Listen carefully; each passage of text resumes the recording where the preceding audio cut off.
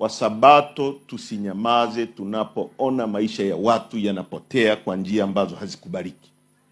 Kwa sababu inawezekana mtu mmoja ambaye anapotezwa leo angezaa mtoto akavumbua dawa ya Taasisi ya Islamic Solidarity Center inayomiliki shule za Mudio Islamic na Boma Islamic zilizopo wilaya Hai mkoa wa Kilimanjaro inakutangazia nafasi za masomo ya kidato cha 5 kwa mwaka wa masomo 2025-2026. Shule inafanya vizuri kwenye mitihani yake ya ndani na nje. Shule ina walimu waliobobea katika fani zote. Taasisi zote zinatolewa ikiwemo taasisi ya sayansi, sanaa, biashara, Kiarabu, elimu ya dini ya Kiislamu na kuhifadhi Quran. Ada zetu ni nafuu na hulipwa kwa awamu. Kwa mawasiliano zaidi piga simu namba 0714897518 na 0655826526. Mlete mwanao shule za Mudio kwa malezi bora ya duniani na ahera.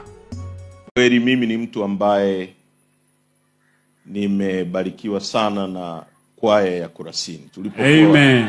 Mina miaka 40, kwa hiyo imefanya kazi, mina miaka 45. Hii kwaya imefanya kazi kwa miaka 40.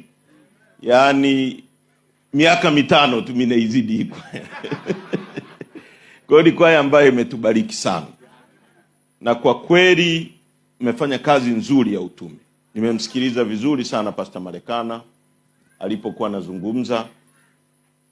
Amesema mambo makubwa sana. Tuweke mawe hapa duniani kwa ajili ya watu wengine, ili maisha ya watu wengine yawe bora zaidi.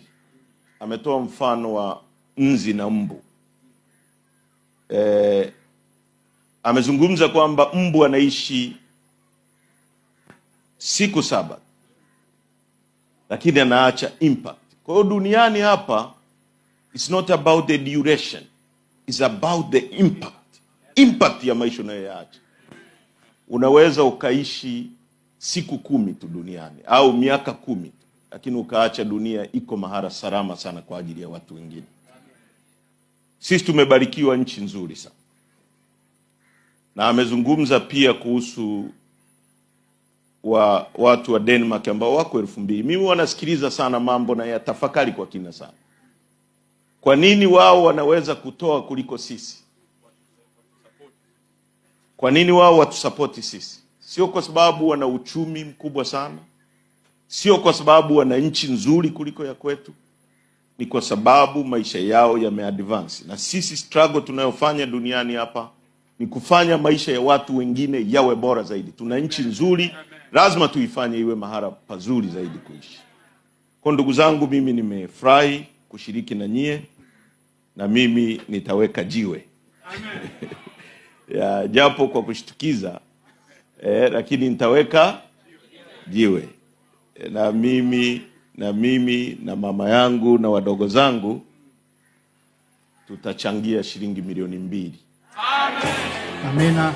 Na nitaweka milioni 1 hapa na tuko na naibu katibu mkuu wa chama chetu pia, ndugu Amani Gorugo. Amani, ungekuja hapa wakuone. Amani yeye sio msabato, lakini amekuja kwa sababu hii kwaya imembariki sana. Amen. Tuko na mkurugenzi wetu wa chama pia wa masuala ya uwekezaji, Leonard Magere. Yeye ni msabato kama sisi. Amen.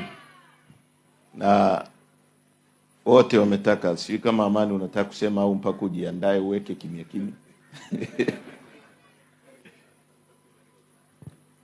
Kwa hiyo ndugu zangu, tumefurahi, lakini nataka kusema jambo moja la muhimu sana Pastor, ambalo mimi linagusa sana maisha yangu.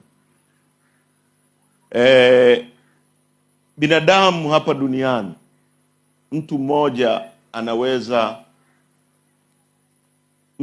ndiye alifanya uvumbuzi wa vitu tunavyovitumia kama umeme. Ni mtu mmoja, ni wazo la mtu mmoja. Mtu mmoja ndiye alifanya uvumbuzi wa ndege. Mtu mmoja ndiye alifanya uvumbuzi wa magari tunayotumia kusafiria na kila kitu. Wasabato tusinyamaze tunapoona maisha ya watu yanapotea kwa njia ambazo hazikubaliki. Kwa sababu inawezekana Mtu mmoja ambaye anapotezwa leo angezaa mtoto akavumbua dawa ya ukimwi na akasaidia dunia. Inawezekana mtu mmoja ambaye anapotea katika mazingira ambayo yakubariki. Na hii ni kazi ya utume, ni kazi ya Mungu kupigania maisha ya watu. Mtu mmoja anayepotea inawezekana ndiye akazaa mtoto akavumbua dawa ya kansa na akaokoa dunia. Kwa hiyo tusinyamaze. Mungu awabariki sana.